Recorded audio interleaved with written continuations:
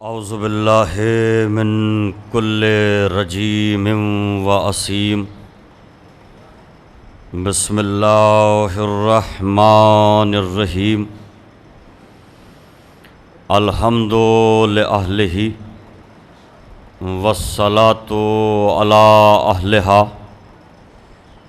اما بعد فقد قال رسول اللہ صلی اللہ علیہ وآلہ وسلم الحسن والحسین سیدہ شباب اہل الجنہ صلوات۔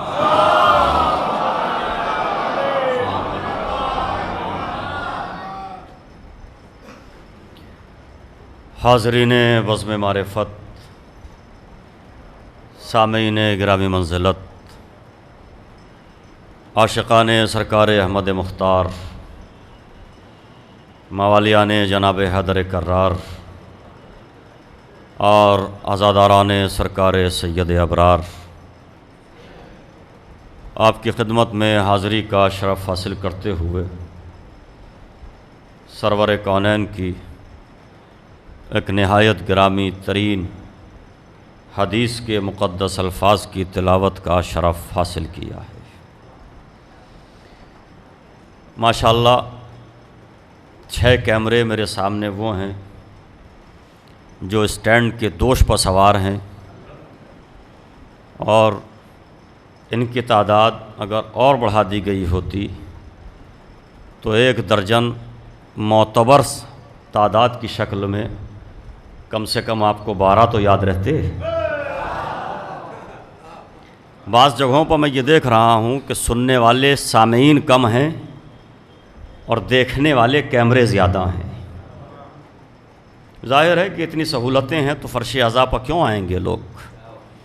آپ حضرات نے شبروز کانپوری صاحب کی خوب ویڈیو بنائی، سیاسی لوگوں کے آپ نے خوب تصویریں لیں۔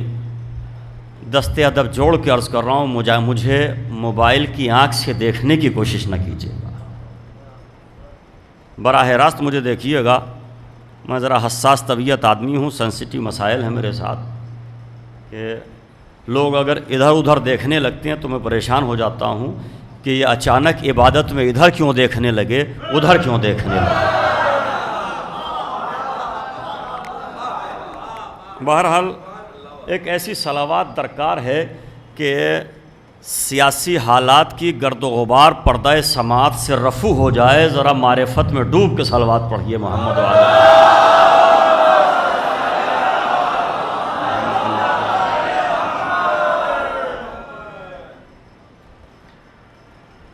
ماشاءاللہ شبروز کانپوری صاحب نے اور ناظم محترم جناب حسن صاحب نے بہترین کلام آپ کو سنائے۔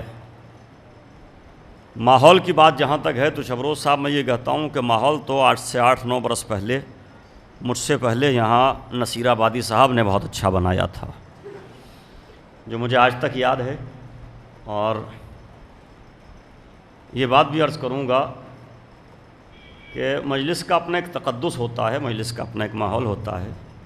آپ نے مجھے دیکھا ہوگا کہ میں یہی کوشش کرتا ہوں زندگی بھر کہ عزادار بن کے زندگی گزاروں، فنکار بن کے زندگی نہ گزاروں۔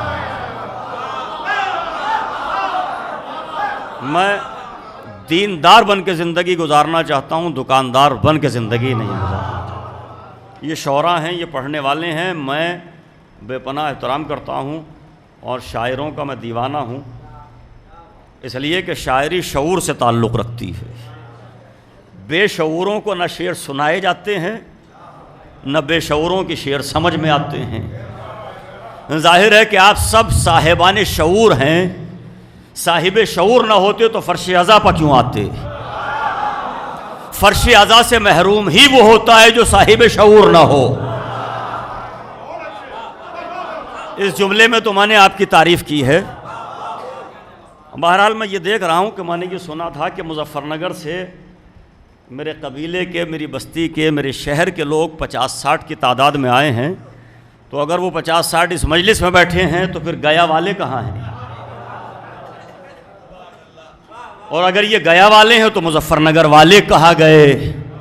گیا والے کہاں گئے مجھے نہیں معلوم، مگر مظفر نگر والوں کی ذمہ داری یہاں بڑھ گئی ہے، ذمہ داری مزید بڑھ گئی ہے، اس لیے کہ میں بھی مظفر نگر سے دور دراز کا سفر طے کر کے آیا ہوں، آپ بھی دور دراز کا سفر طے کر کے آئے ہیں۔ ہم آئے ہی مجلس کے لیے ہیں۔ مجلس میں دو قسم کے لوگ ہوتے ہیں، ایک طبقہ وہ ہوتا ہے جو مجلس سننے کے لیے آتا ہے، ایک طبقہ وہ ہوتا ہے جو مجلس دیکھنے کے لیے آتا ہے۔ جو مجلس سننے کے لیے آتے ہیں وہ فرش عزا پہ ہوتے ہیں، جو مجلس دیکھنے کے لیے آتے ہیں وہ گلی کوچوں میں کھڑے ہوتے ہیں۔ مگر یہاں سے اتنا تو ضرور پتہ چل جاتا ہے کہ حسین کے دروازے سے کس کا کیسا تعلق ہے۔ حسین ہر ایک کو فرش عزا پہ آنے کی اجازت نہیں دیتے، فرش عزا پہ آنے کی اجازت اسی کو ہوتی ہے جو خلوص نیت کے ساتھ آیا ہو۔ ماشاءاللہ تعداد میرے سامنے اتنی ہے کہ میں انگلیوں پر گن سکتا ہوں کہ کتنے افراد تشریف فرما ہیں، مگر ہمارے یہاں تعداد موضوع بحث نہیں، استعداد موضوع بحث ہوتی ہے۔ اب دیکھیے اہل ادب تشریف فرما ہے، قبلہ و کعبہ تشریف فرما ہے، اہل قافیہ یہاں تشریف فرما ہے، یہ لفظ تو ضائع ہو نہیں سکتا ہے شبروز صاحب۔ ہمارے یہاں تعداد نہیں استعداد دیکھی جاتی ہے، یہ نہیں دیکھا جاتا کہ کتنا مجمع ہے، یہ دیکھا جاتا ہے کیسا مجمع ہے۔ یہاں کوانٹیٹی نہیں بلکہ کوالٹی دیکھی جاتی ہے، ہمارے یہاں کوالٹی دیکھی جاتی ہے۔ اور یہ بھی اپنے تجربات کی بات ہے کہ اگر صحرا کے 5 شیر منظم ہو جائیں، جنگل میں نہ جانے کتنے جانور ہوتے ہیں، لیکن 5 شیر اگر منظم ہو جائیں تو حاکم ہوتے ہیں۔ سماعتوں کے شیر فرش عزا پر تشریف فرما ہیں، ان کی خدمت میں یہ جملہ ہدیہ کیا تھا میں نے، منظم ہونے کی ضرورت ہے اور منظم ہو کے مجلس سننے کی ضرورت ہے۔ میں اپنی بات کہہ چکا جو مجھے کہنا تھی۔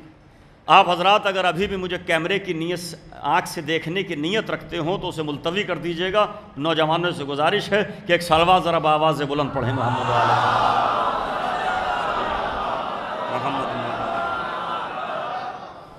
یہ شعراء کرام یہ سب حسین کے ذاکر ہیں، ان ذاکروں کی اہمیت کوئی کیا بتائے گا؟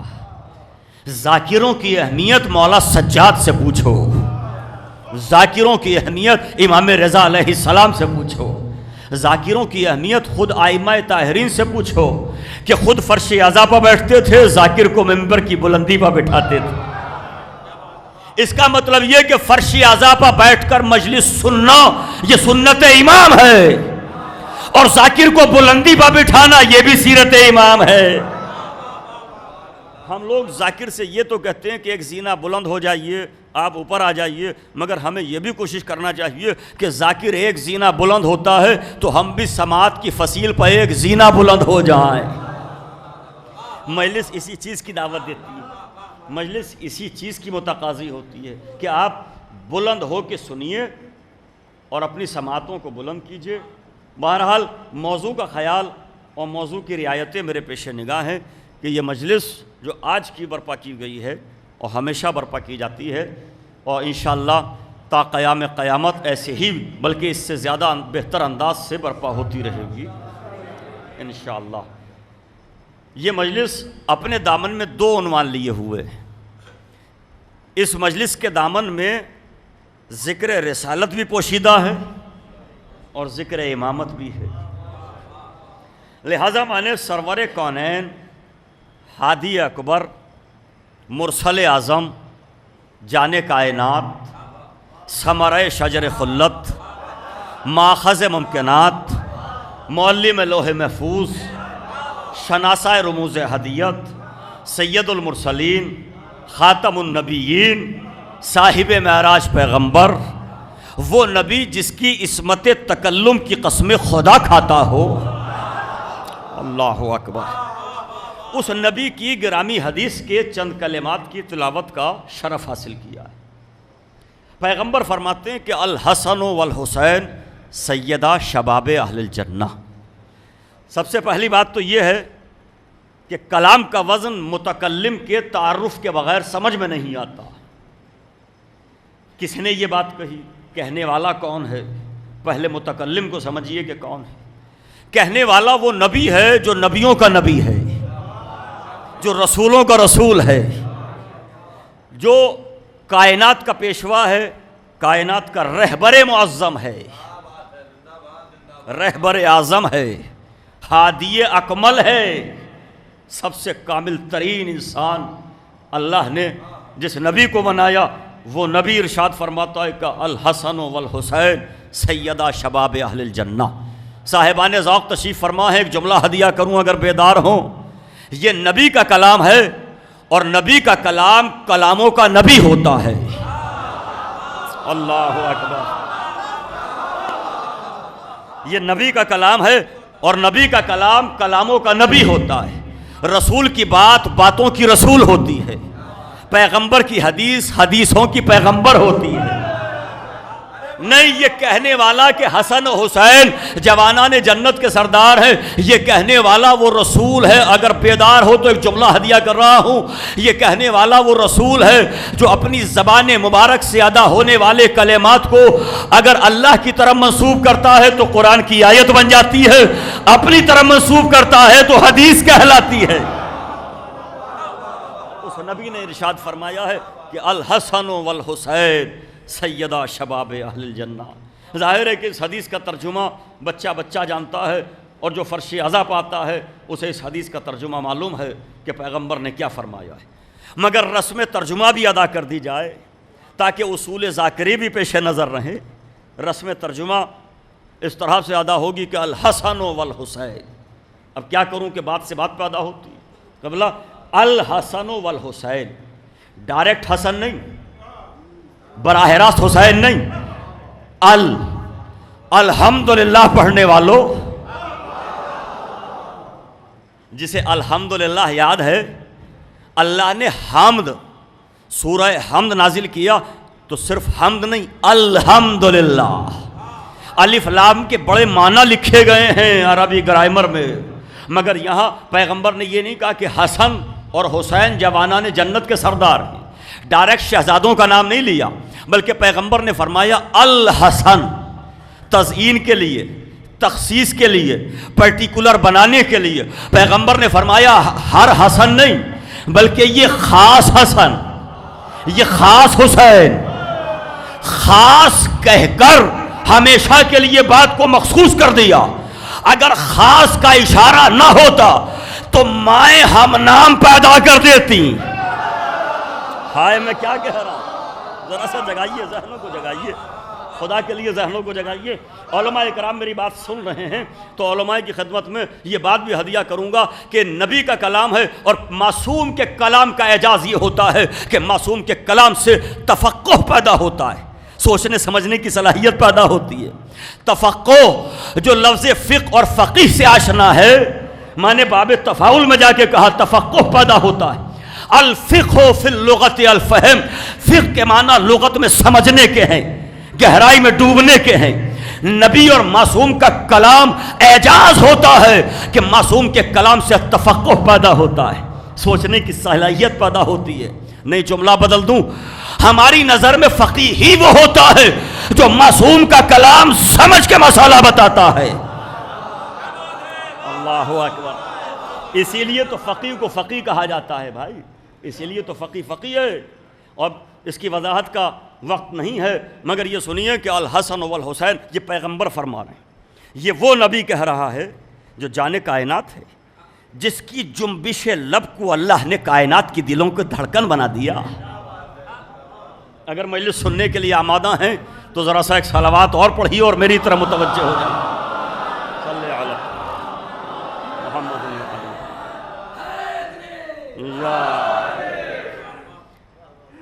ہم پر آج ایک الزام یہ ہے، دو موضوع ہے رسالت اور امامت، ہم پر یہ الزام ہے کہ یہ شیعہ نے حیدر کرار، یہ علی والے نبی کو نہیں مانتے۔ لعنت ہو اس پر جو نبی کو نبی نہ مانے۔ اللہ اکبر، بہت شکریہ، بڑی نوازش۔ کاشف شاہ صاحب اگرچہ آپ دور بیٹھے ہیں مگر ذہنی طور پر قریب ہیں، اس لیے کہ قربت کا تعلق فزیکلی قربت سے نہیں ہوتا، ذہنی قربت ہونا چاہیے۔ سمجھنے جاننے کے لیے قربت یہ بہت ضروری ہوتی ہے۔ جو حضرات باہر بیٹھے ہیں، اب میں یہ بھی بتا دوں کہ کاشف صاحب کیوں باہر بیٹھے ہیں۔ یہ باہر والے آدمی نہیں ہیں، ان کو یہاں ہونا چاہیے تھا، فرش اعضا پہ ہونا چاہیے تھا، مگر آواز کی مجبوریاں ہوتی ہیں اور ایئر کنڈیشن ماحول میں انہیں اپنی آواز کی حفاظت بھی کرنا ہوتی ہے اور ان کو فیور بھی ہے۔ بہرحال طبیعت ناساز ہے مگر ان کا عقیدہ ناساز نہیں ہے۔ اللہ اکبر، اللہ اکبر۔ اگر آپ نے میرے جملے کو محسوس کیا ہو،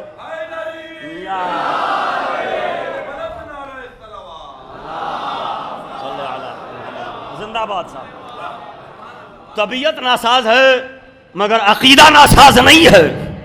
نہیں، حسین کا ذاکر بخار میں بھی ایمان بولتا ہے، ہذیان نہیں بولتا۔ بہت شکریہ حضور، بڑی نوازش صاحب۔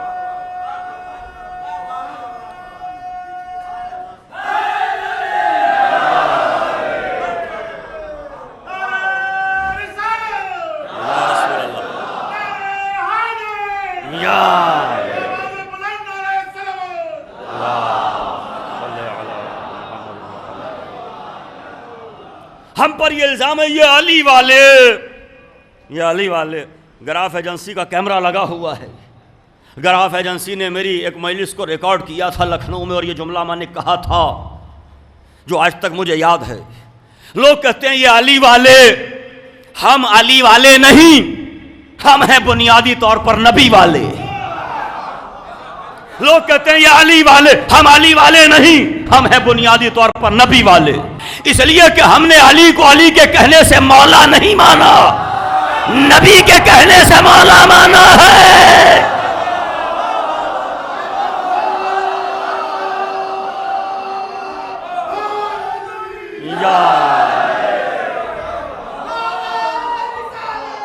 یا رسول اللہ،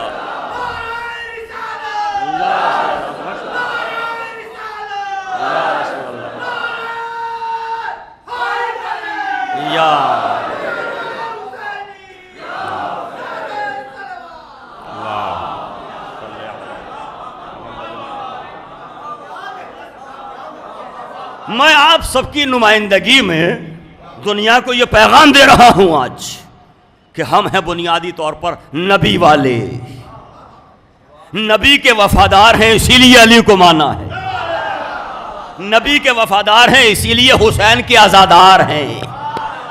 ہائے ہائے ہائے، قسم خدا کی میرے جملے کی گہرائی پر ذرا سا غور کیجئے، اور یہ حسین کے وفادار ہیں اسی لیے نبی کے وفادار ہیں اسی لیے حسین کے عزادار ہیں۔ اور چونکہ دانشور بیٹھے ہیں، شعراء بیٹھے ہیں، زبان شناس مجمع میرے سامنے تشریف فرمائے، تو ایک جملہ اور ہدیہ کر دوں۔ یہ عزاداری کیا ہے؟ پیغمبر سے وفاداری کا واضح ثبوت ہے عزاداری۔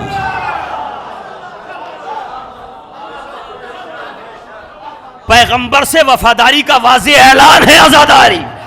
نہیں، ایک جملہ اور کہہ دوں، بہت دور تک محسوس کرنا نوجوانوں میرے جملے کو۔ عزاداری کیا ہے؟ اجر رسالت کی ادائیگی کے سلیقے کا نام ہے عزاداری۔ اجر رسالت کی ادائیگی کے سلیقے کو کہتے ہیں عزاداری۔ پھر بھی لوگ کہہ رہے ہیں یہ شیعان حیدر کرار نبی کو نہیں مانتے۔ نام تو بتائیے کون ہے؟ نام آپ بتائیے، لعنت ہم پڑھیں گے۔ کافر ہے وہ جو نبی کو نبی نہ مانے۔ ہم پر شبر و صاحب الزام یہ ہے کہ ہم رسول کو رسول نہیں مانتے، نبی کو نبی نہیں مانتے۔ لعنت ہو اس پر جو نبی کو نبی نہ مانے، رسول کو رسول نہ مانے۔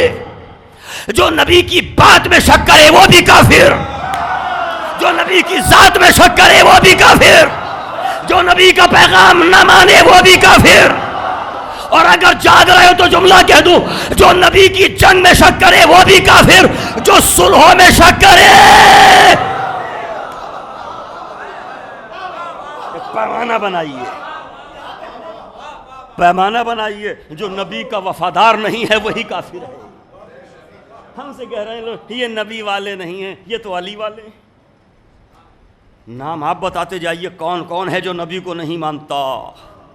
ہم ہیں رسول والے، ہم ہیں نبی والے، ہم ہیں عاشقان احمد مختار، اور اسی لیے ہو گئے موالیان حیدر کرار، اور اسی لیے ہیں آزاداران سید ابرار، سرکار سید الشہداء سید ابرار کے آزادار ہم اسی لیے ہیں کہ ہم نبی کے وفادار ہیں، ہم نبی والے ہیں۔ کہ صاحب یہ نبی کو نہیں مانتے، پوری تاریخ کا لہو نچوڑ دوں ایک جملے میں اگر آپ بیدار۔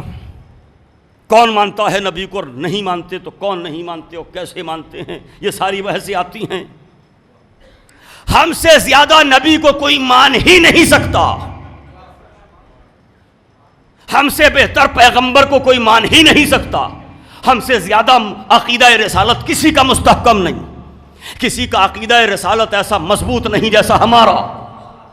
پوری تاریخ ایک لفظ میں سمیٹ رہا ہوں آپ کے سامنے، اس لیے کہ ہم نے آج تک بڑی خصوصی توجہ، ہم نبی کو کتنا مانتے ہیں۔ آپ لوگ اپنی نشست کے سلسلے میں مطمئن ہو جائیں تو میں جملہ ہدیہ کروں، ورنہ سماعت کے مقتل میں پوری تحقیق کا لہو ہو جائے، یہ میں نہیں چاہتا ہوں۔ کتنا مانتے ہیں ہم نبی کو؟ ہم نبی کو اتنا مانتے ہیں، اتنا مانتے ہیں، اتنا مانتے ہیں کہ آج تک ہم نے جسے مانا ہے نبی کی وجہ سے، جسے چھوڑا ہے نبی کی وجہ سے، قسم خدا کی ماں نے پوری تاریخ رکھی ہے اس جملے میں آپ کے سامنے، ہم نے آج تک جسے مانا ہے نبی کی وجہ سے، جسے چھوڑا ہے نبی کی وجہ سے، اور اس کی دلیل رکھتا ہوں اپنے دامن میں۔ میں آپ سے پوچھنا چاہتا ہوں، اس مجمع سے پوچھنا چاہتا ہوں، ابو لہب کو آپ نے مانا کیوں نہیں؟ کیا نبی کا چچا نہیں، خاندانی نہیں؟ سگا چچا ہے نا، مگر مانا تو نہیں۔ کیوں کہ اس بدبخت نے نبی کو نہیں مانا، ہم نے اسے نہیں مانا۔ اب ذرا سا ایک زاویہ بدل کے جملہ کہہ رہا ہوں، زاویہ بدل کے سوچئے گا میرے جملے کو۔ لوگ یہ سمجھتے ہیں ہم ابو طالب کو اس لیے مانتے ہیں کہ علی کے باپ ہیں، محسن رحمت ہیں، معاون قدرت ہیں، برکت پناہ بابرکت ہیں، قندیل شمع وجودیت ہیں، متولی حرم ہیں، رئیس مکہ ہیں، شیخ بطحہ ہیں، پناہ گاہ رسالت پناہ ہیں۔ لوگ سمجھتے ہیں ہم ابو طالب کو اس لیے مانتے ہیں کہ علی کے باپ ہیں۔ میں دعوت فکر دیتا ہوں تمام ملت اسلامیہ کو، اگر جاننا چاہتے ہو کہ ہم نے ابو طالب کو کیوں مانا تو پہلے یہ سمجھو کہ ابو لہب کو کیوں چھوڑا۔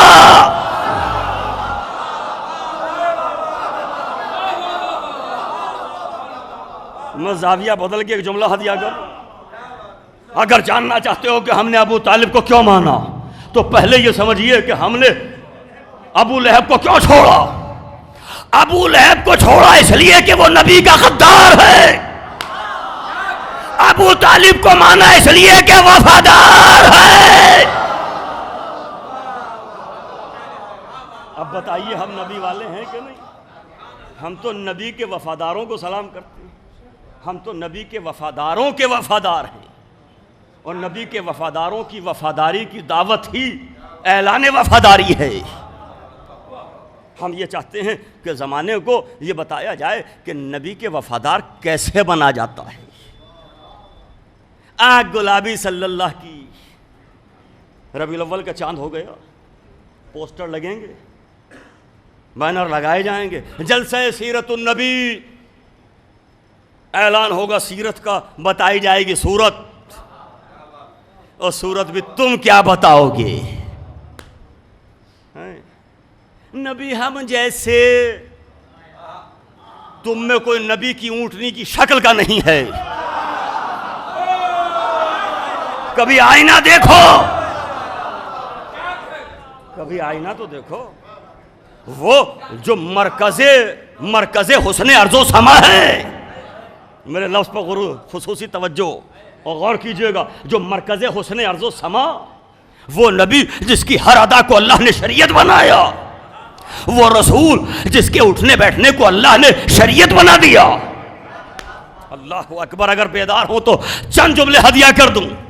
وہ رسول جس کے کھڑے ہونے کے انداز کو شریعت میں قیام کہا جاتا ہے۔ ہائے ہائے ہائے ہائے، وہ رسول جس کے کھڑے ہونے کے انداز کو شریعت میں قیام کہتے ہیں، جس کے جھکنے کے طریقے کو رکوع کہا جاتا ہے، جس کے ٹہلنے کی اداؤں کا نام طواف ہے،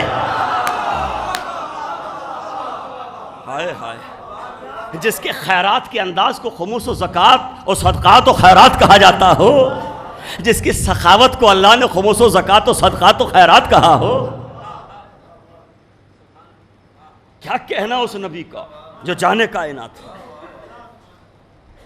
نہیں، جس کے کھڑے ہونے کے انداز کو شریعت نے قیام کہہ دیا، جس کے جھکنے کے طریقے کو شریعت نے رکوع کہہ دیا، جس کے ٹہلنے کی اداؤں کو شریعت نے طواف کہہ دیا۔ جملہ ہدیہ کروں، جس نے جبین کو زمین پر رکھا، جبین کو زمین سے متصل کیا تو سجدے جیسی عظیم عبادت قائم کر دی۔ حالانکہ ہم یہ سمجھتے ہیں کہ جبین زمین سے متصل ہو تو سجدہ کہلاتی ہے، جبین و زمین کے اتصال کو ہم سجدہ سمجھتے ہیں، مگر میرے نبی نے اس وقت سجدہ کیا جب نہ جبینوں کا تصور تھا نہ زمینوں کا تصور تھا۔ نہ جانے کون سی ادا تھی جو قیام کہلائی، نہ جانے کون سا طریقہ تھا جو رکوع کہلایا، نہ جانے کون سا انداز تھا جو سجدہ کہلایا، جس کی جنبش لب کائنات کے دلوں کی دھڑکن بنی ہوئی ہے۔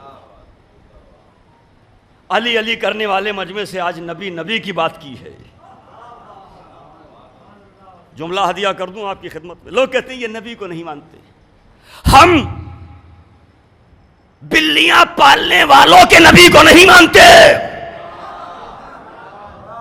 شیر خدا کے نبی کو مانتے ہیں۔ لوگوں کا عقیدہ رسالت اور ہے، ہمارا عقیدہ رسالت اور ہے۔ نبی ہم جیسا نہیں ہوتا، نبی نور ہوتا ہے۔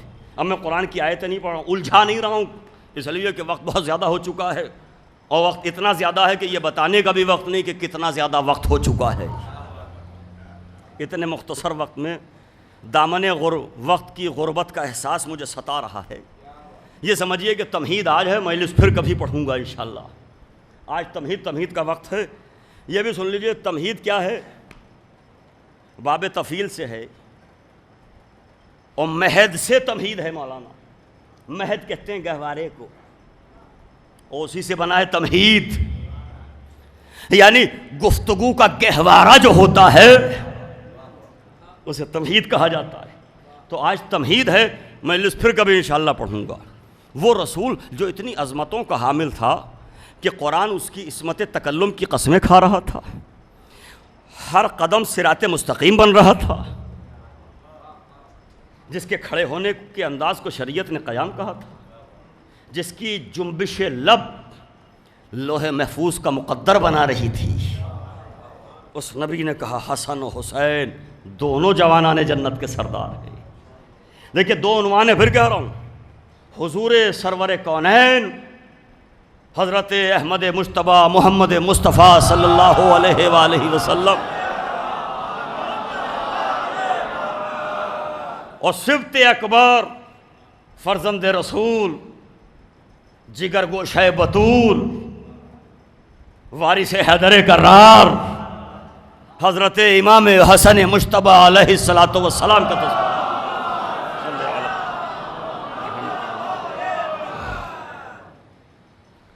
آپ حضرات متوجہ ہوں تو ایک جملہ کہنے کی کوشش کروں، مولا توفیق دیں کہ جملہ پہنچا سکوں۔ شہزادی ثانیہ زہرا کے خطبے سے رزق نطق و بیان کی بھیک مانگتے ہوئے توفیق طلب کرتا ہوں کہ یہ جملہ پہنچ جائے۔ میرے مولا حسن مجتبی کے فضائل نہیں پڑھے جاتے۔ یہ مولا اس لیے بھی مظلوم ہے کہ غیروں نے بھی ظلم کیا اور اپنوں نے بھی اس شہزادے کے اس امام کے فضائل نہیں سنائے لوگوں۔ بڑے فضائل ہیں آپ کے، بڑے مرتبے ہیں آپ کے۔ امام حسن مجتبی صلحوں کا شاہکار، سورہ کوثر کی آبرو، پہلا ولی عہد امامت، اپنی سبز قبا میں کائنات کو ہریالی تقسیم کرنے والا امام۔ اللہ اکبر، اللہ اکبر۔ خدا کی قسم ذرا جگائیے، مولا امام حسن مجتبی علیہ السلام کا ذکر سننا ہے تو ذرا جگائیے، ذرا صلوات پڑھیے محمد و آل محمد۔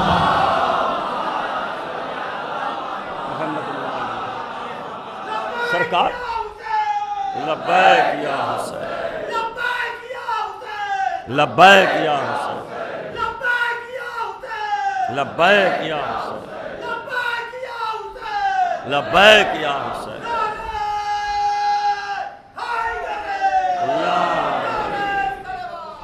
اللہم صلی علی محمد۔ یہ لبیک یا حسین کے نعرے بڑے عظیم ہوتے ہیں، اس نعرے کو ہلکا نہ سمجھا کیجئے، یہ بہت عظیم نعرہ ہے۔ ہر ماں وہ بیٹا پیدا نہیں کرتی جو لبیک یا حسین کہہ سکے۔ قسم خدا کی ماں نے آپ کے لہو کی طہارت کے نام کیا تھا یہ جملہ۔ ہر ایک کا مقدر لبیک یا حسین نہیں ہوتا، پوری کائنات کہہ رہی ہے لبیک یا حسین، لبیک یا حسین، لبیک یا حسین، مگر حسین نے کربلا سے پہلے کہا لبیک یا حسن، لبیک یا حسن، لبیک یا حسن۔ ہائے ہائے، میں نے جملہ ہدیہ کیا ہے شبروز صاحب، فی البدی جملہ ہے، خدا کی قسم، اور تاریخ سمیٹی ہے میں نے۔ حسن نے صلح کی، حسین نے کہا لبیک یا حسن۔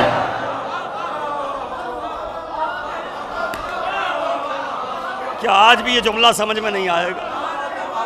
اس جملے کا وزن آج تو سمجھیے، خدا کی قسم صاحب منبر کی عطا ہے۔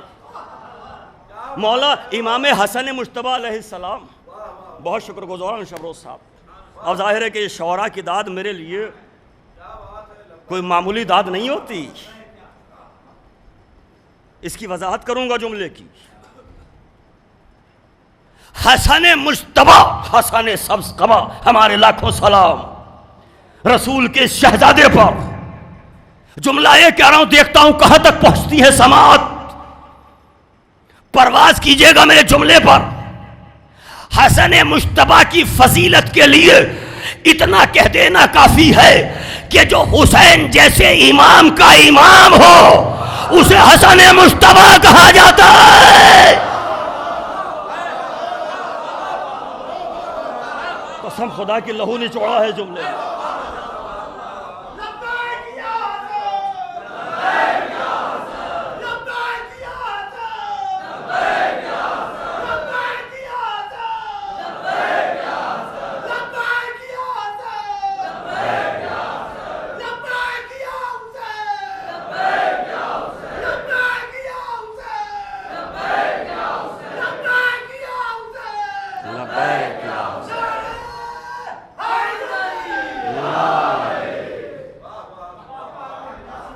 مولا حسن مجتبیٰ، فضائل سنائے نہیں جاتے ہیں سرکار کے۔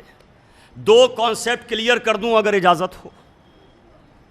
ہمارے نوجوانوں کے بھی کانسیپٹس کلیئر نہیں ہیں، دو کانسیپٹ کلیئر کرتا چلوں، اس لیے کہ یہ عنوان تو سال میں 2 ہی مرتبہ آتا ہے، یا 28 سفر کی مجلس میں یا پھر 15ویں رمضان، اور ان میں بھی حق ادا نہیں ہوتا۔ بڑے بڑے خطبہ کو ہم نے دیکھا ہے کہ اس تاریخ میں ایمان ابو طالب پڑھ کے گزر جاتے ہیں، موضوع کا خیال نہیں ہوتا۔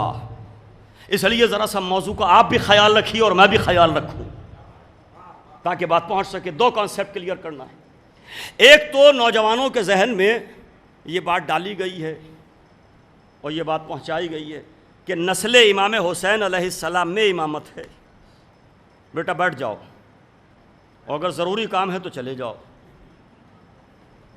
ہم اپنے بچوں کو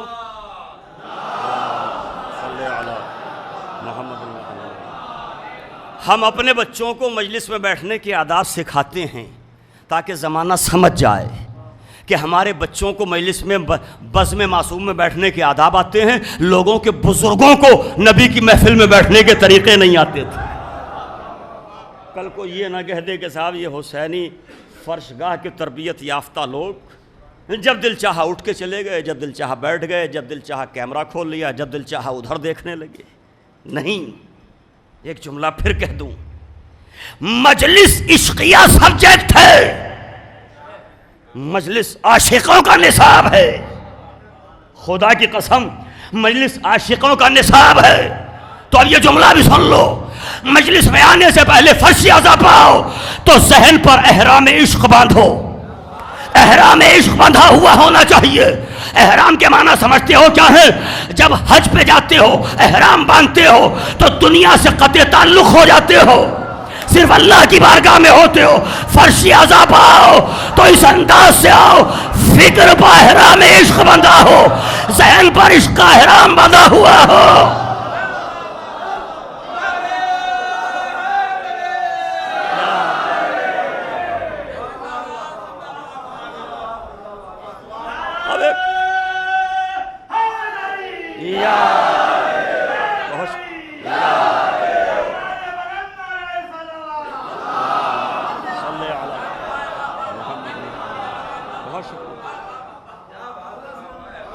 ابھی تو میرے سرکار لوگ کہتے ہیں تبلیغ، ابھی تو سب سے بڑا کام کرنے کی ضرورت ہے کہ فرش اعضا پر اٹھنے بیٹھنے کے صحیح طریقے بچوں کو سکھائے جائیں۔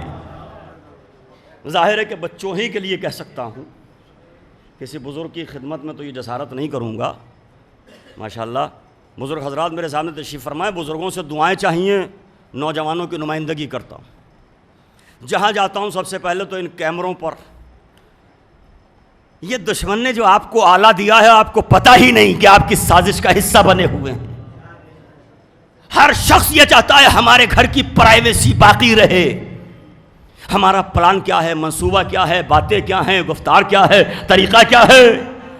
دشمن نے آپ کا ڈاٹا کلیکٹ کرنے کے لیے خود اپنے آپ کو گھر میں اطمینان سے بٹھایا ہے، اور آپ کے ہاتھ میں یہ کھلونے دیے ہیں۔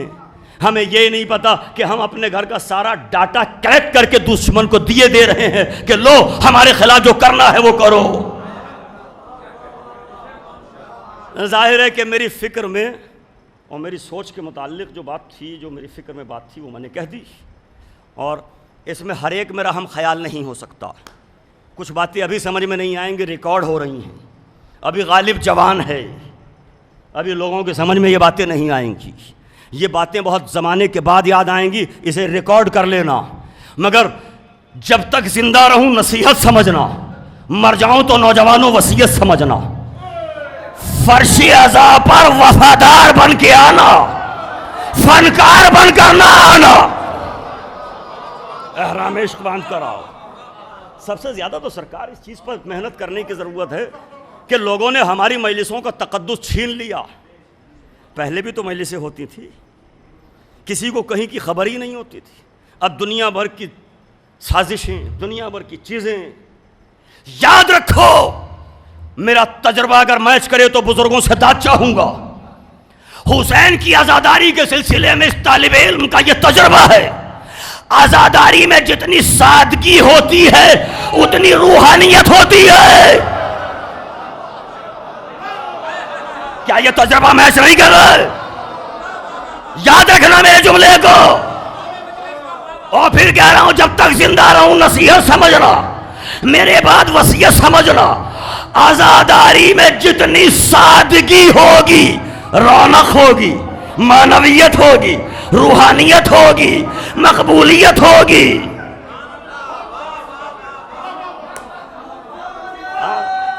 بہت شکریہ،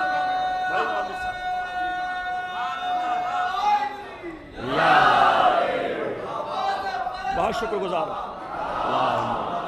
صلی اللہ۔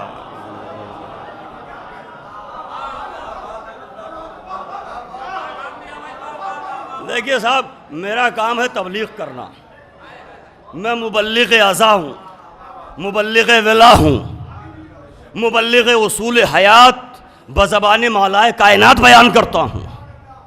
میں جن کا کھاتا ہوں ان کا گاتا ہوں۔ میں نے خدا کی قسم، ممبر میرے پیش نظر ہے، ممبر پر کسی کی خوشامد نہیں ہوتی۔ آج تک میزبان کو رازق نہیں مانا، میرا میزبان رازق نہیں ہے۔ میرا رازق وہ نہیں جو مجھے مجلس پڑھنے کے لیے بلائے یا جو مجلس سنے، میرا رازق وہ ہے جو حسن مجتبیٰ کا رازق ہے۔ اللہ اکبر، اللہ اکبر۔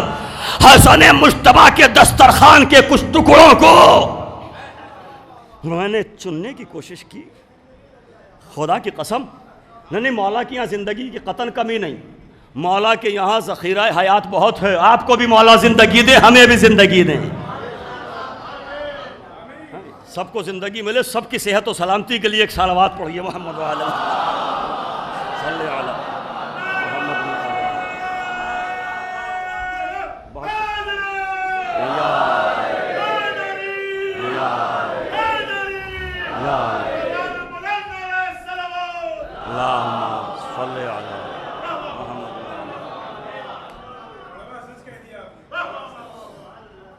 صاحب سچ تو سچ ہی ہے، ہوا سے لقمہ تر کھا گئی لہجے کا جلال، یہ مصرع مکمل ہے بعض لوگوں کے لیے۔ بعض لوگوں کو لقمہ تر کی خواہش اتنی ہوتی ہے کہ وہ خوشامد پر اتر آتے ہیں، جہاں تبلیغ کی ضرورت ہے تبلیغ کریں گے، مبلغ وہ نہیں ہوتا جو ممبر پہ 1 گھنٹے کے لیے بیٹھے عزاداروں پر تبلیغ، ماتمیوں کو ٹارگیٹ، فرشی عزا کے خلاف۔ مبلغ وہ ہوتا ہے جو چلتا پھرتا مبلغ ہو، 24 گھنٹے تبلیغ کرتا ہو، رفتار سے، گفتار سے، انداز سے، طریقے سے۔ اس لیے ایک تبلیغ اور کر دوں، جن صاحب کو جانا ہے وہ 1 منٹ کے اندر چلے جائیں فرشی عزا سے، اگر کوئی ضروری کام ہو۔ اس کے بعد مجھے کوئی صاحب اٹھتے ہوئے نظر نہ آئے، نہ کوئی بچہ، نہ کوئی کم سن، نہ نونہال، اس لیے کہ مجھے آپ سے محبت بہت ہے۔ میں آپ کو زہرا کے حصار عافیت سے نکلنے نہیں دوں گا، قسم خدا کی میں نے جملہ ہدیہ کیا ہے۔ اگر بیدار ہو تو ذرا جاگو، یہ فرشی عزا نہیں ہے، سیدہ کا حصار عافیت ہے، یہ فرشی عزا مقدر سے ملتا ہے۔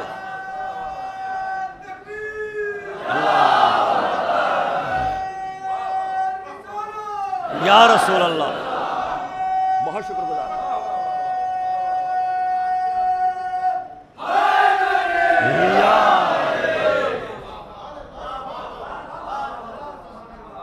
جن سے محبت ہوتی ہے انہیں بزم نور سے نکالا نہیں جاتا،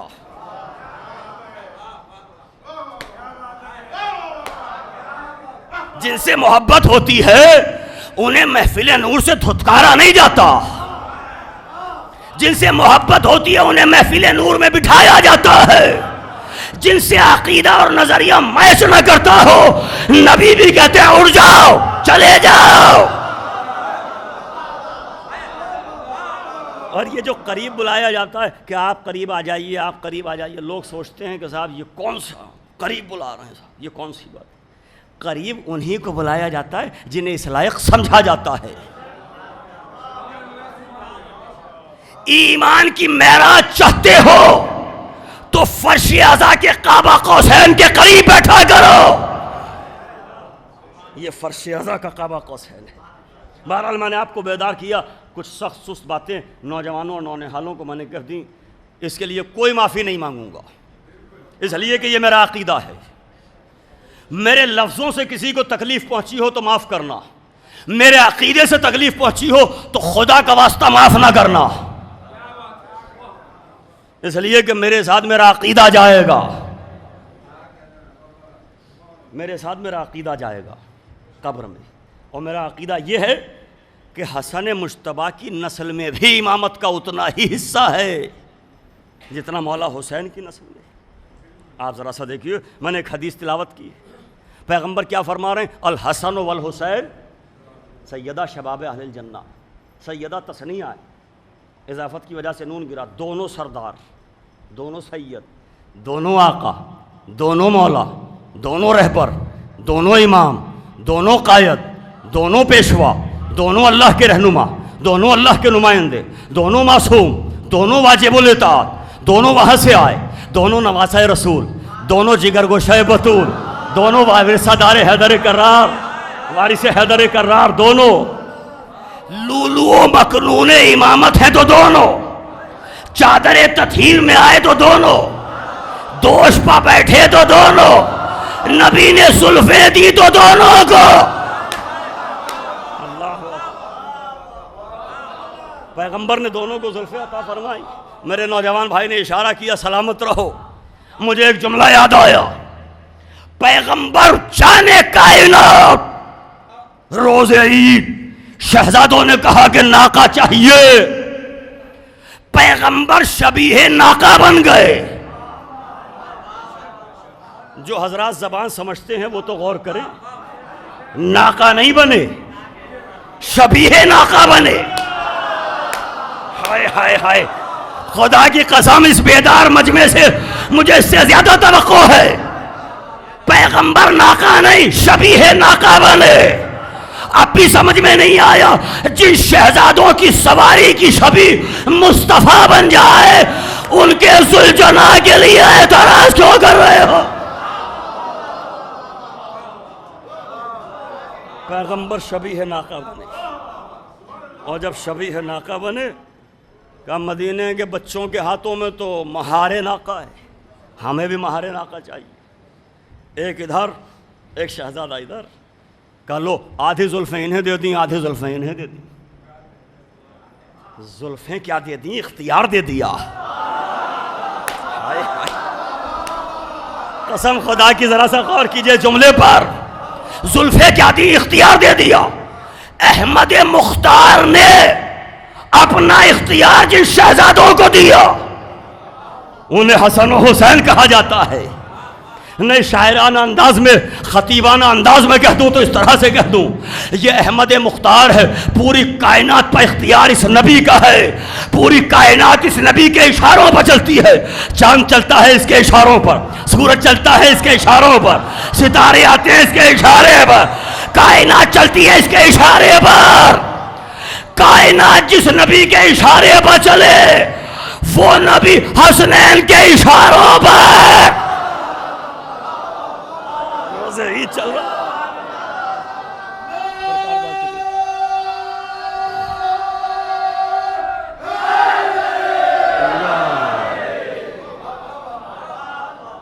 دیکھنے والے نے کہا مسخرے ہر جگہ ہوتے، لیکن مسخرہ پن اور ہے اور مذاق کی صلاحیت اور ہے۔ مذاق ذوق سے بنا ہے، ہر مسخرے پن کو مذاق نہیں کہتے اور ہر مذاق کو مسخرہ پن نہیں کہتے۔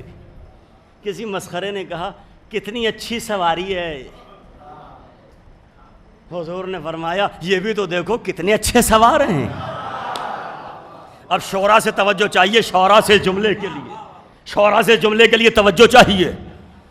معترض نے، اعتراض کرنے والے نے نعت کا مصرع کہا، پیغمبر نے نعت کے مصرعے پر منقبت لکھ دی۔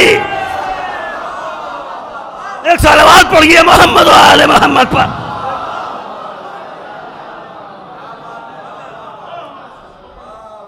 تو زلفیں دونوں کو ملی، ایک داہنے شانے پر ایک بائیں شانے پر، دونوں شہزادے جلوہ فگن ہیں، صاحب معراج پیغمبر کے دوش پر۔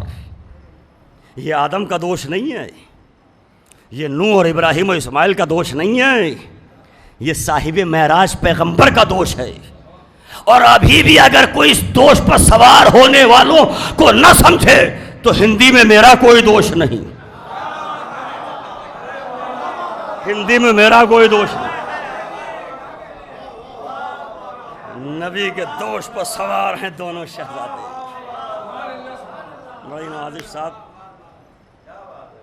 آپ بڑا بیدار ہو کے سن رہے ہیں تو میں بھی پڑھ رہا ہوں، آپ نے میری حوصلہ افزائی کی تو میرا بھی دل چاہا چند باتیں ہدیہ کروں۔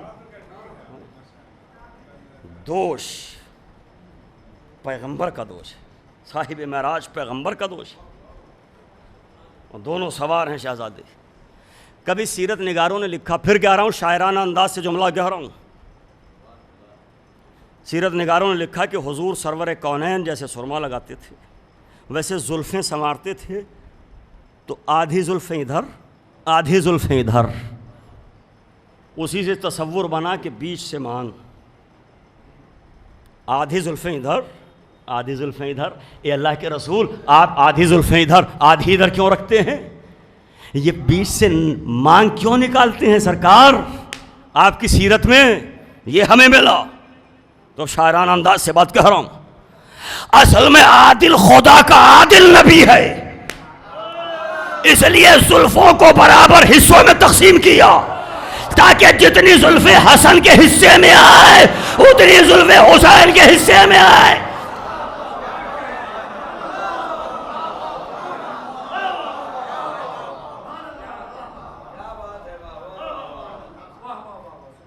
تو دونوں کو زلفیں برابر، لولو و مکنون ہیں دونوں، سید و سردار ہیں دونوں، چادر تطہیر میں ہیں دونوں، دل کا نور نہیں جانا چاہیے، عقل کا نور باقی رہنا چاہیے، سماعت کا نور باقی رہنا چاہیے، اس لیے کہ حسین کی بارگاہ میں چراغ گل کر کے آزمایا جاتا ہے۔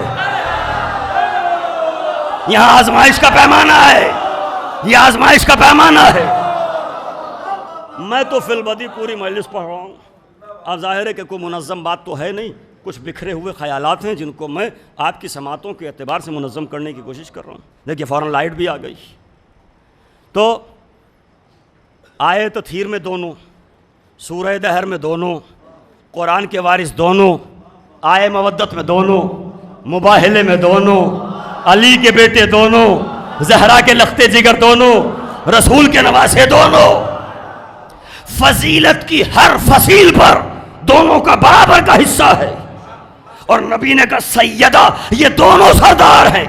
آئیے نبی کی خدمت میں چل کے کہتے ہیں، اے جانے کائنات، اے اللہ کے سب سے بڑے رسول، اے مدنی آقا، اے میرے مولا، یہ تو بتائیے آپ نے سید دونوں کو بنایا، سردار دونوں کو بنایا، قائد دونوں کو بنایا، امام دونوں کو اللہ نے بنایا، مگر یہ بتائیے جب امامت کی نسل چلے گی تو امامت کی نسل حسن کی نسل میں ہوگی یا حسین کی نسل میں؟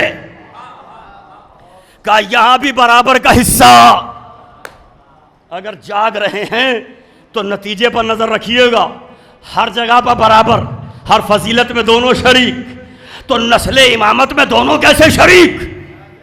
کہ یہ تدبیر پروردگار ہے۔ حسین کا بڑا بیٹا سید سجاد، حسن کی بڑی بیٹی فاطمہ بنت حسن، دونوں سے مل کے نسل امامت چلائیں گے۔ اب جو پانچویں امام اس دنیا میں آئیں گے حسن کے اعتبار سے حسنی ہوں گے، ننیالی سلسلہ حسنی ہوگا، دادیالی سلسلہ حسینی ہوگا۔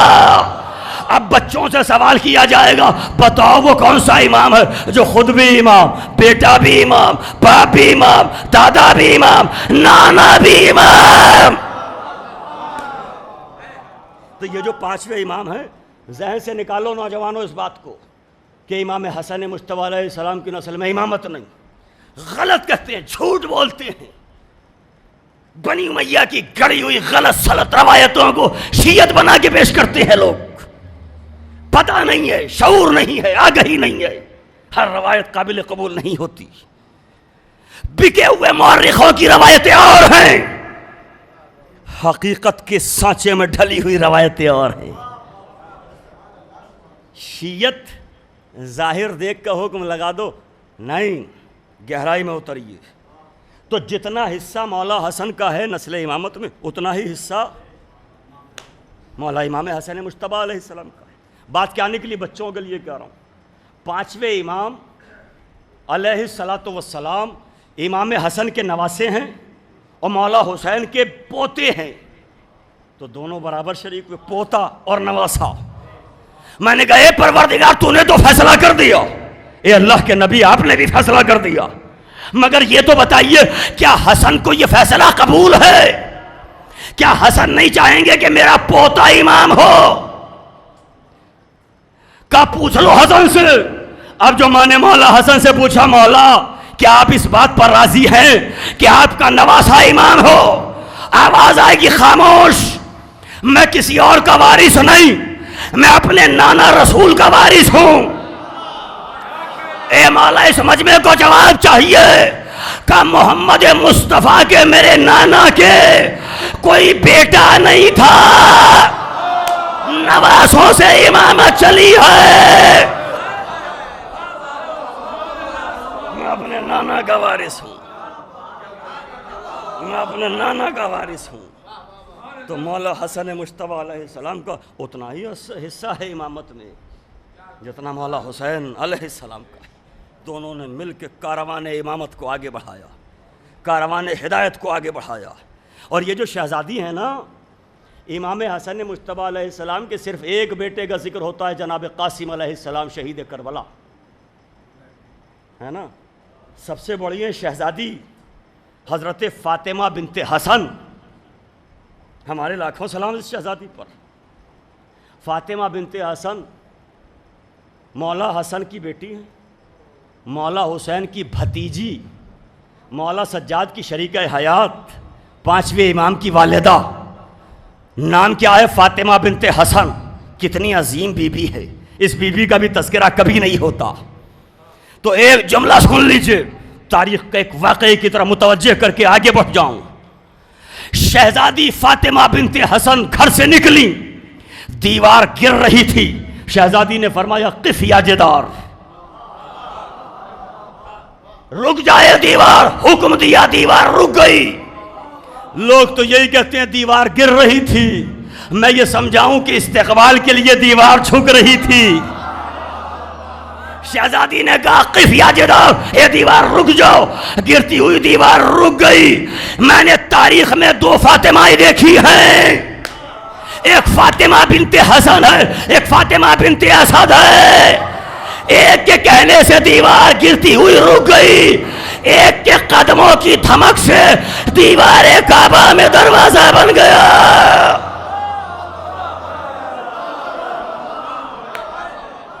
یہ شہزادی ہے.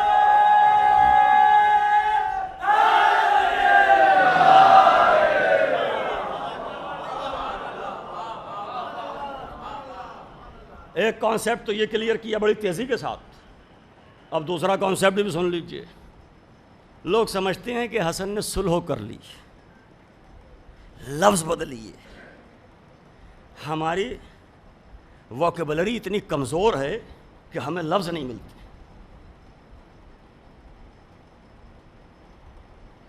اور ہم کہتے ہیں صلح کر لی. کہ ذرا سا فرق ہے محسوس کرنا جملے کو. لوگ کہتے ہیں حسن نے صلح کر لی، حسین نے جنگ کر لی. دونوں کا مزاج الگ تھا.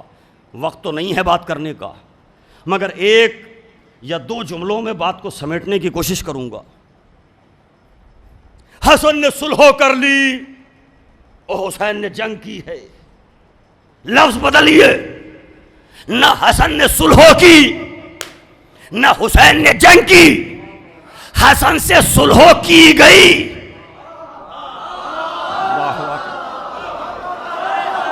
کیا اس کے بعد کچھ کہنے کی ضرورت ہے؟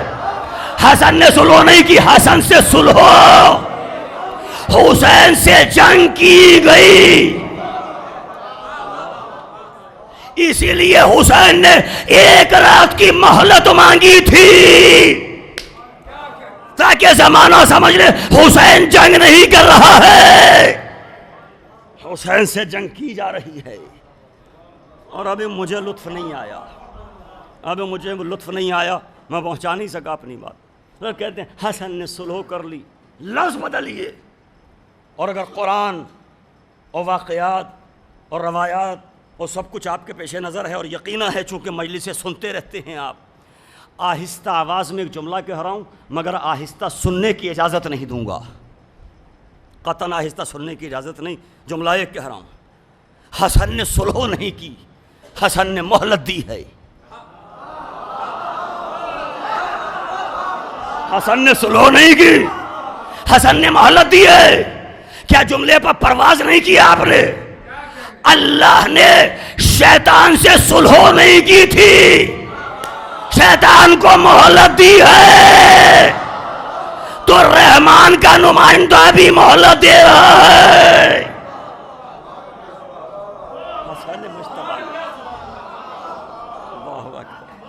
مہلت دی ہے، میرے مولا مہلت دے رہے ہیں. اگر مہلت دے کر مولا نے کتنی بڑی تاریخ رقم کر دی. ہمارے یہاں بھی کچھ لوگ سوچتے ہیں کہ صاحب حسن مجتبیٰ علیہ السلام نے دب کے صلح کر لی. غلط. اپنی زبانوں کو اپنے دہن کے صندوقوں میں بند کرو، تالا لگاؤ. خبردار کبھی نہ کہنا کہ دب کے صلح کی ہے، اس لیے کہ دب کے صلح بزدل کرتا ہے، بہادر نہیں کرتا. حیدر کرار کا وارث نہیں. پھر ایک جملہ کہہ دوں، اگر بیدار ہو تو پورا شیعہ مسلمات اور شیعہ عقائد ایک جملے میں کہہ رہا ہوں. امام بزدل نہیں ہوتا. اللہ اکبر. یہ تو امام ہے. ابو طالب کے گھر کا بچہ بھی بزدل نہیں ہوتا. بنی ہاشم کی کوئی تاریخ لے کے آؤ, جھوٹی سے جھوٹی روایت لاؤ, کسی جھوٹی کتاب میں لا کے دکھاؤ, بنی ہاشم کا کوئی بچہ ڈرا ہو, سہما ہو, کبھی خوف زدہ ہوا ہو. ابو طالب کی نسل میں خوف نہیں ہے. اس کی وضاحت نہیں کر رہا ہوں کیا کیا لکھا گیا, حوالے نہیں دے رہا ہوں, نہ وضاحت کر رہا ہوں. اتنا سمجھیے اس گھر کا بچہ بھی بزدل نہیں ہوتا, بہادر ہوتا ہے. دلیل یہ ہے کہ 6 مہینے کا اصغر بھی تیر کھا کے مسکراتا ہے. اور امام تو پھر امام ہے, وہ تو آقا ہیں, وہ تو رہبر ہیں, وہ تو اللہ کے بنائے ہوئے معصوم امام ہیں, واجب الاطاعت, منصوص من اللہ. وہ لوگوں نے چندے سے نہیں بنایا ہے انہیں, اللہ نے بنایا ہے. تو یہ عقیدہ یاد رکھیے, مسلمات شیعت اور عقائد میں ہے, ہمارے بنیاد شیعت میں ہے کہ جو بزدل ہو وہ امام نہیں ہوتا. جملہ بدلیے, ہمارا امام بزدل نہیں ہوتا, کسی اور کا امام بزدل ہو تو ہو. اللہ اکبر. جو بزدل ہو وہ ہمارا امام نہیں ہوتا. تو یہ ذہن سے تصور نکالیے, حسن مجتبیٰ نے قلم کی نوک سے ذوالفقار کا کام لیا, باطل کے گھٹنے سینے پر گھٹنا ٹیک کر شرائط منوائیں, اور شرائط منوا کر منوا لیا. میں زیادہ دیر نہیں, ایک نتیجہ دے جاؤں, 1 گھنٹے کی مجلس پڑھوں یا ایک نتیجہ دے دوں. لوگوں نے یہ کہنا شروع کیا اور یہ لکھنا شروع کیا کہ حسن کا مزاج اور حسین کا مزاج اور, دونوں کا نظریہ الگ, دونوں کا مزاج الگ, اور مزاج میں اختلاف. حسن صلح کرتے ہیں, حسین جنگ کرتے ہیں. خدا کی قسم 1 گھنٹے کی تقریر کا پورا نچوڑ ایک جملے میں دے رہا ہوں, پورا خلاصہ. لوگ کہتے ہیں صاحب حسن صلح پسند, حسین جنگ پسند, اور یہاں تک آ گئے کہ اگر کربلا میں حسن ہوتے تو جنگ نہ ہوتی, صلح ہو جاتی. حسن مجتبیٰ تمہاری نیت کو پہلے جانتے تھے, اس لیے حسن نے جانے سے پہلے قاسم کے بازو پر تعویذ باندھ کے بتایا تھا جو فیصلہ حسین کا ہے وہی حسن کا ہے.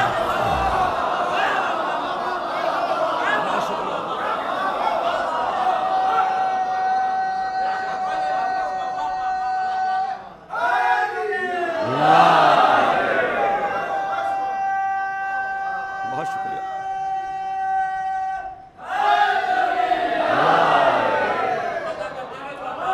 بہت شکریہ, بڑی نوازش.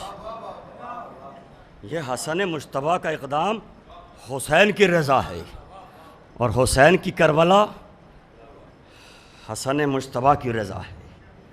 ہر جگہ دونوں شامل ہیں. بس عزیزوں میں پڑھ چکا مجلس. ظاہر ہے کہ میرے وطن سے دور دراز سے آئی ہوئی انجمن, مجھے معلوم ہوا کہ 1 بجے ان کی ٹرین بھی ہے, اور میرے بعد ان کو نوحہ خوانی کرنا ہے, سینہ زنی کرنا ہے. انشاءاللہ میں مصائب پڑھوں گا, اس کے بعد ان کی انجمن آئے گی, و ماتم ہوگا, کاشف صاحب نوحہ پڑھیں گے, تاکہ بلا فصل رہے معاملہ, اور سلسلہ مسلسل رہے.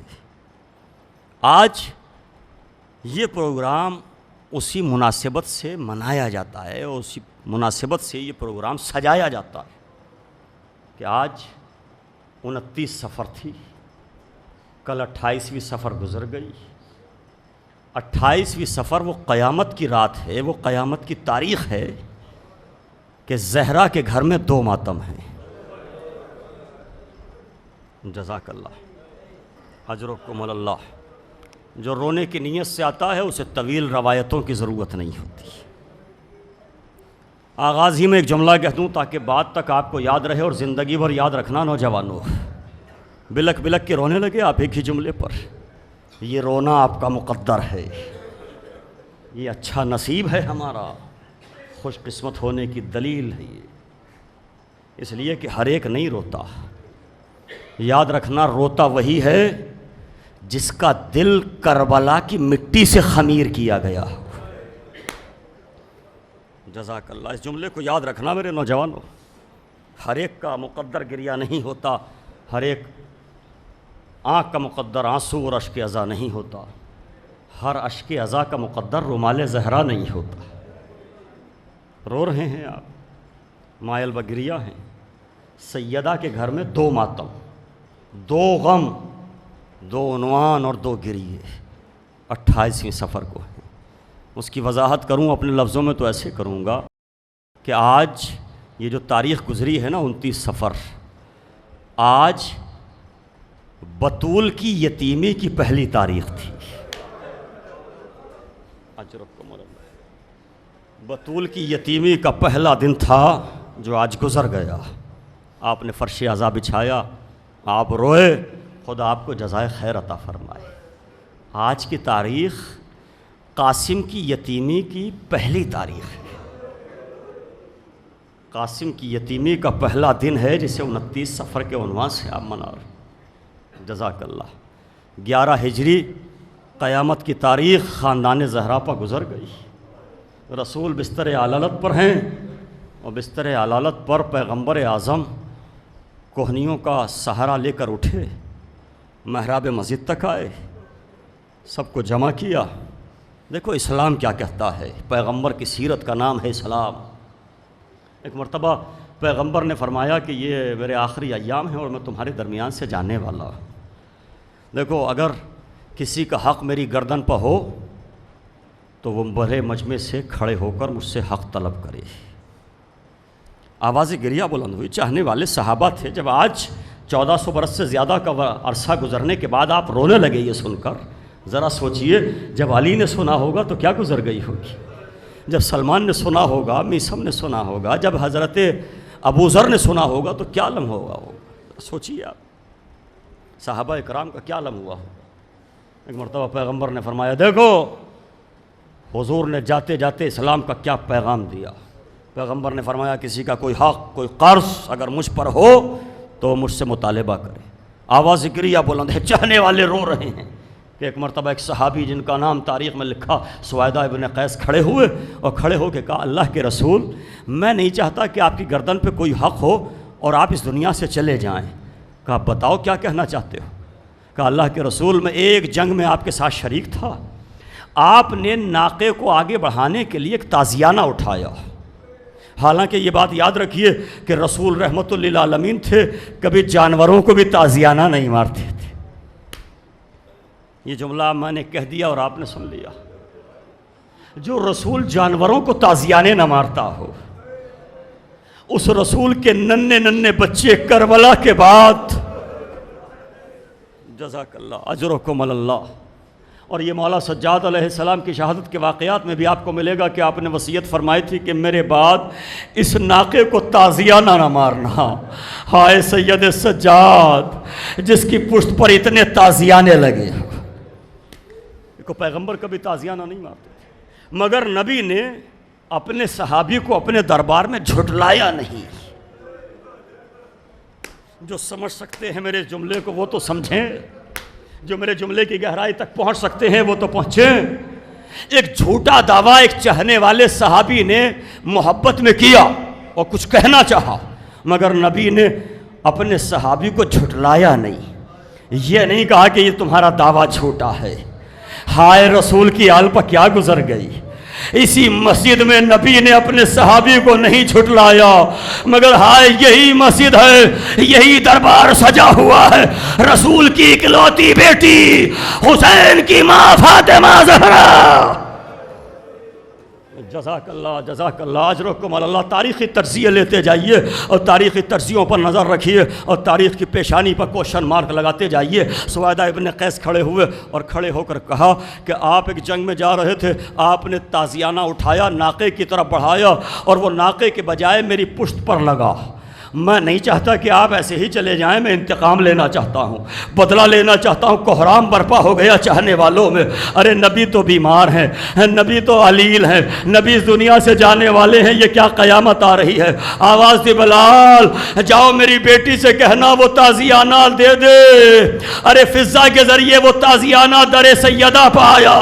تازیانہ لینے کے لیے جب بلال آئے تو شہزادی نے پوچھا میرا بابا تو علیل ہے، کہ کسی صحابی نے قصاص طلب کیا ہے، کوئی طلب مطالبہ ہے؟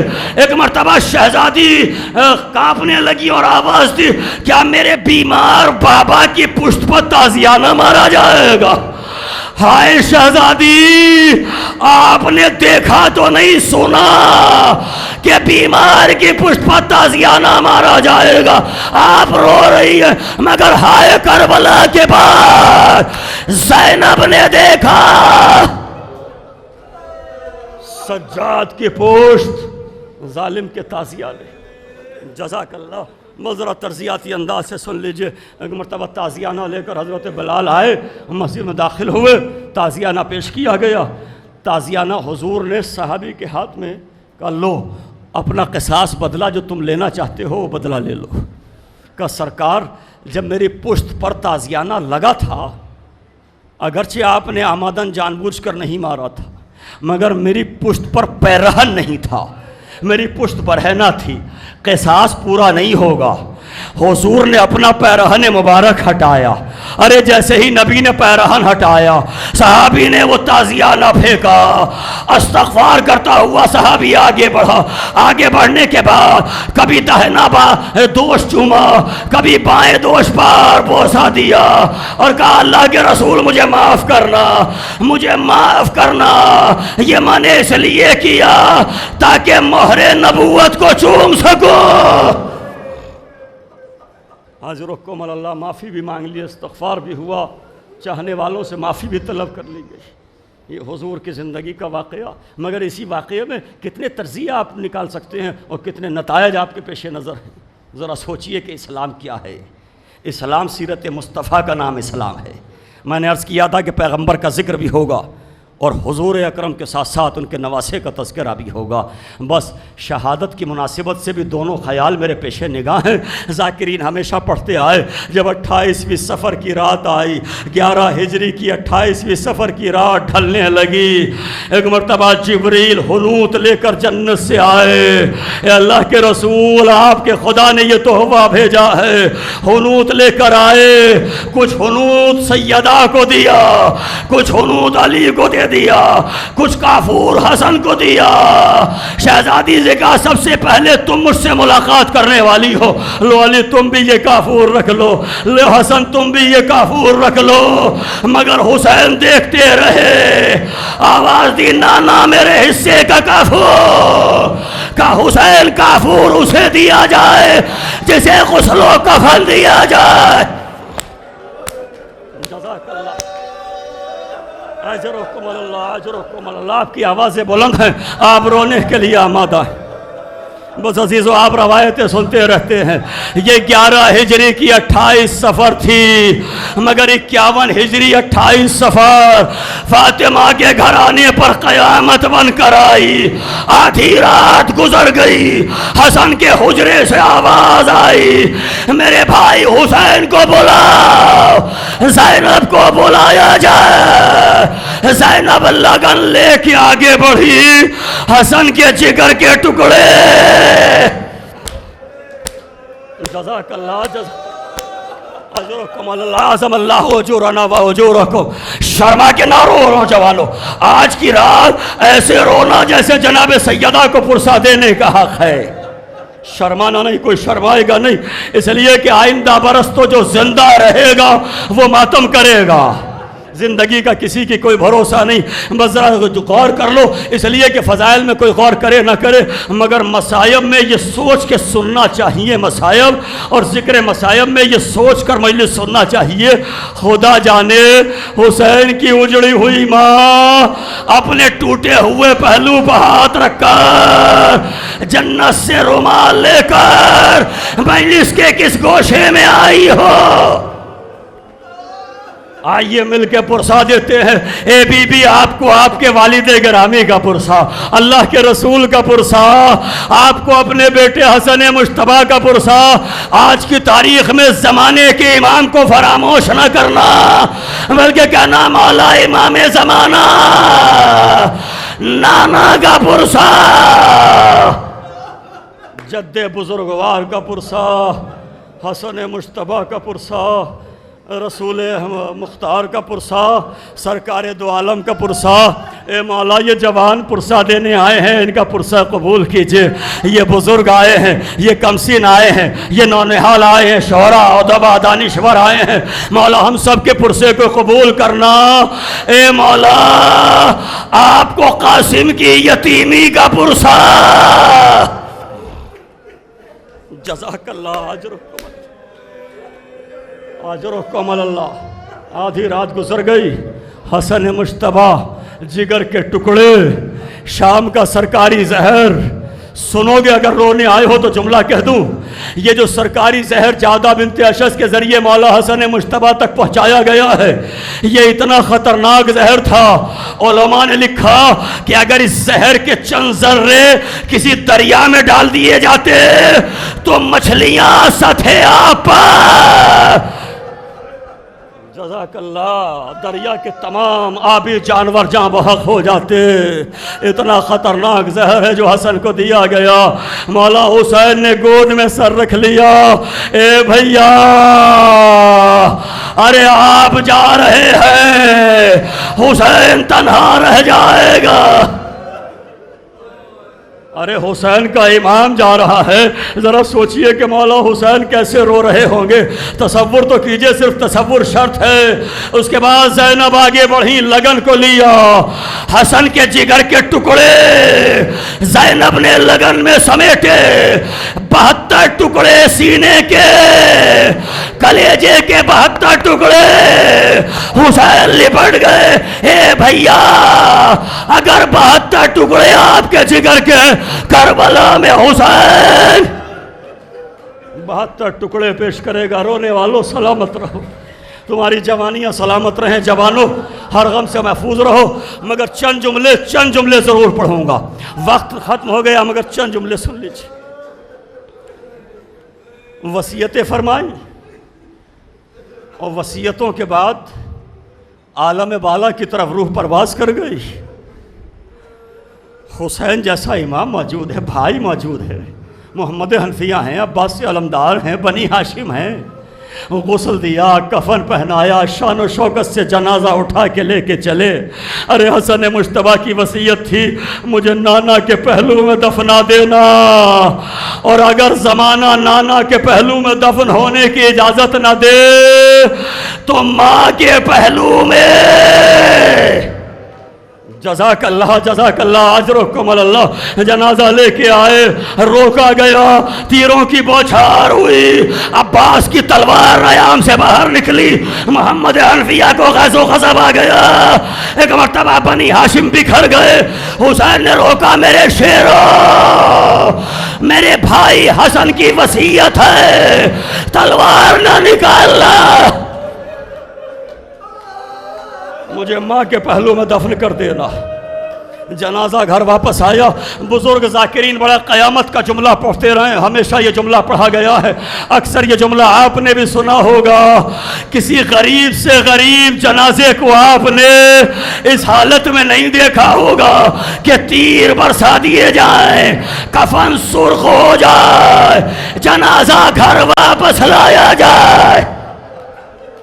مگر یہ زہرا کا لال ہے, یہ حسن مجتبیٰ ہے جس کا جنازہ گھر واپس لایا گیا. بہنوں نے دیکھا, زینب آگے بڑھی, بھیا بھائی کا کفن تو سفید تھا. جزاک اللہ اجرکم اللہ, اعظم اللہ اجورنا و اجورکم. بہن بھائی موجود تھے نا, جنازے کے چاروں طرف بیٹھ گئے. اب ہاتھ جوڑ کے کہہ رہا ہوں, سید کے یہ جملے سن لینا, میرے نوجوانوں ہاتھ جوڑ کے کہہ رہا ہوں جملے غور سے سن لینا. بہن بھائی موجود تھے, غسل و کفن بھی دے دیا, تیر لگے جنازہ واپس لے کے آئے, چاروں طرف بہن بھائی بیٹھ گئے. کوئی تیر کسی بھائی نے نکالا ہوگا, کوئی تیر کسی بہن نے نکالا ہوگا. جنازے سے حسن کے تیر نکالے گئے, مگر حسن کے جنازے میں تیر ہے نا. اب جملہ سن لو, سکینہ کا ماتم کرنے والوں, قاسم کی یتیمی کا ماتم کرنے والوں, آپ نے ہمیشہ ان 2 مہینے 8 دنوں میں سکینہ کا بڑا ذکر ہوتا ہے نا, حسین کی یتیمی کا بڑا تذکرہ ہوتا ہے نا, تو مولا امام زمانہ کا یہ جملہ بھی یاد رکھنا. سکینہ کے لیے فرمایا سلام ہو نیلے رخساروں پر, اور مولا حسین کے لیے زمانے کا امام فرماتا ہے سلام ہو شہید پر جو نہ زین پر تھا نہ زمین پر بلکہ تیروں پر معلق ہو گیا تھا, تیروں پر معلق ہو گیا تھا. یہ جملہ یاد رکھنا, رونے کے لیے بہت کام آئے گا. حسین کے جنازے میں کتنے تیر ہیں؟ زمانے کا امام فرما رہا ہے کہ تیروں پر معلق ہو گئے تھے حسین. قاسم کی عمر کیا ہے جب حسن اس دنیا سے گئے ہیں؟ 3 برس. اس لیے کہ 10 برس پہلے کربلا سے امام حسن کی شہادت ہے, تو قاسم کی عمر کربلا میں 13 برس, یعنی جب یتیم ہوئے تو 3 برس. نوجوانوں سے پوچھ رہا ہوں قاسم کی عمر کیا ہے؟ 3 برس. اب دوسرا جواب دل پہ ہاتھ رکھ کے دینا, جب کربلا میں یتیم ہو, یہ سکینہ یتیمہ ہوئی, سکینہ کی عمر کیا ہے؟ تقریباً 3 برس, 3 ساڑھے 3 برس. ذہن میں رکھنا جملہ. تو اب مصائب کا جملہ پڑھ دوں. جب قاسم 3 برس کے تھے, قاسم نے باپ کے جنازے میں تیر دیکھے. جب سکینہ 3 برس کی تھی, باپ کا لاشا تیروں پر معلق دیکھا. جزاک اللہ, اجرکم اللہ, اجرکم اللہ. اپنے امام کا ماتم کرنے آئے ہو, اپنے رسول کا ماتم کرنے آئے ہو, 2 شہادتیں ہیں, یہ عنوان ذہن میں ہے نا. بس اب جملے کی وضاحت بھی کر دوں, چونکہ جملہ کا 1 منٹ کے اندر مجلس ختم ہو رہی ہے. آپ جانے اور شہزادی کا رومال جانے. سکینہ کی عمر کربلا میں 3 ساڑھے 3 برس. عجب نہیں, قاسم کی لاش کا رخ کر کے کہا ہو قاسم, جب تمہارے سر سے باپ کا سایہ اٹھا تھا, جب چچا حسن اس دنیا سے گئے تھے اور مولا حسن کے جنازے پر تیر لگے تھے, بھرا گھر موجود تھا, تیر نکال لیے گئے, مگر ہائے شام غریبہ, سکینہ کیسے تیر نکالے. جزاک اللہ, اجرکم اللہ. میں الگ انداز سے سوچتا ہوں, الگ انداز سے بولتا ہوں, اس لیے جملہ سن لیجئے. آ گیا ہے تو روکوں گا نہیں. جس کے سینے میں دل ہے وہ ماتم کرتا ہوا اٹھے گا, مگر جملہ سن لو. شام غریبہ میں زینب و کلثوم دونوں بیٹیوں نے علی کی بچوں کو شمار کیا, کون بچہ کہاں ہے. سکینہ نظر تو نہیں آئی نا. اکبر کی لاش کر رخ کر کے کہا اکبر سکینہ تو نہیں آ گئی. عباس سکینہ تو نہیں آ گئی. ذہن میں رکھیے گا کہ تیر تھے حسین کے جسم پر. ایک مرتبہ دونوں شہزادیاں اس نشیب کے قریب پہنچی, آواز دی بھیا سکینہ گم ہو گئی. سر بریدہ لاشے سے آواز آئی زینب آہستہ بولو, ام کلثوم آہستہ بولو. ارے تھکی ہوئی سکینہ, پیاسی سکینہ میرے سینے بس ہو گئی ہے. شہزادیاں آگے بڑھی, سکینہ کا بازو اٹھا ہلایا, بازو پکڑ کے اٹھایا.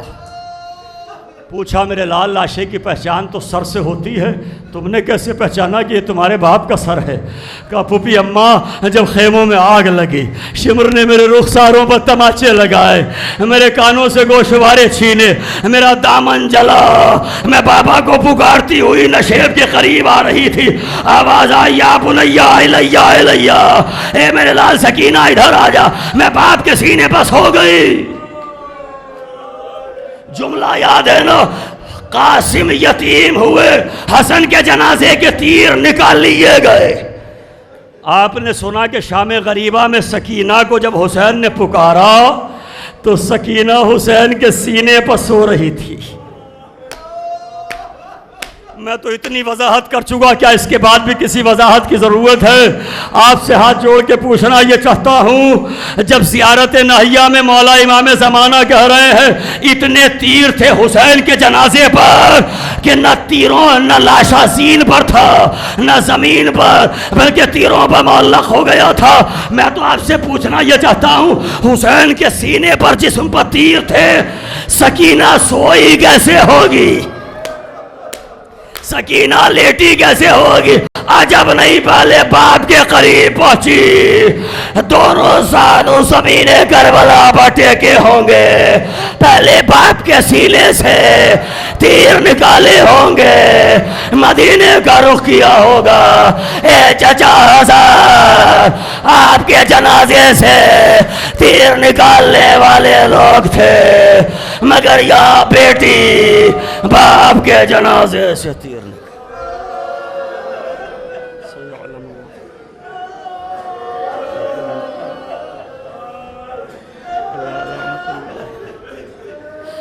الہی بحق ظہرہ و ابیہا و بالہا و بنیہا و ماتم حسین۔